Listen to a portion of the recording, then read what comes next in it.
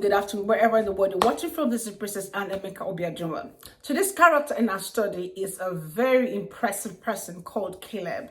So years ago, it turns out to be that Moses sent 12 spies to go to the land that they were about to get from the Lord to, the keyword would be now to size out the land, to check out the land, to spy the land, to get to understand how the people were working, what's going on, all of that, and what strategy they could use. Of course, the Lord was going to tell them, but they didn't understand where they were going to.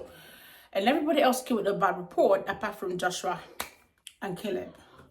It beat my mind when I was reading the scripture that it was actually 45 years later that Caleb goes to Joshua when Joshua was leading and said, you remember that it's just the two of us who gave a good report, and God, out of his faithfulness, told Moses, or through Moses, promised me this hillside, which later called Hebron. And Caleb said, though it's 45 years and I'm 85 now, I'm still strong enough to go get it. And this inheritance, or this promise, required a war. Guys, this Bible characters we're looking at and how they're manifesting their faith is actually making us, if we're actually interested, to challenge our lives. It's making us look at ourselves and say, okay, what excuses am I putting in front of the land God has promised? God has made us promises that are sometimes refrain all the time, bigger than our own abilities, bigger than our perspective, bigger than anything we can ever think, ask, imagine. God makes promises of that size. And it's also common that we start to think thoughts like, oh, well, it's been too long, God has forgotten about it. Or, oh, I'm too old now. Do I really have what it takes? Did you see how God honored Caleb's faith? God gave him victory in the war. They captured that land. Why?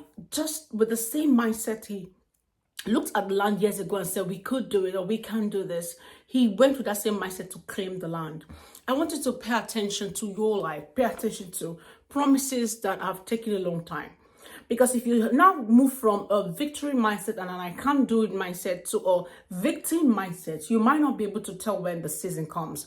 Caleb was able to tell, now is the time, and I'm ready.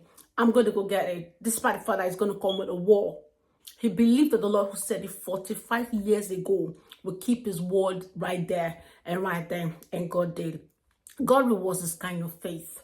In what ways do you need to challenge your mindset to say, it might be too long, but if I can be trusting enough to decipher the season, in that season, I have what it takes to get what the Lord has ordained for me, to be what the Lord has ordained for me. This kind of faith will always be rewarded by the Lord. I'll see you tomorrow.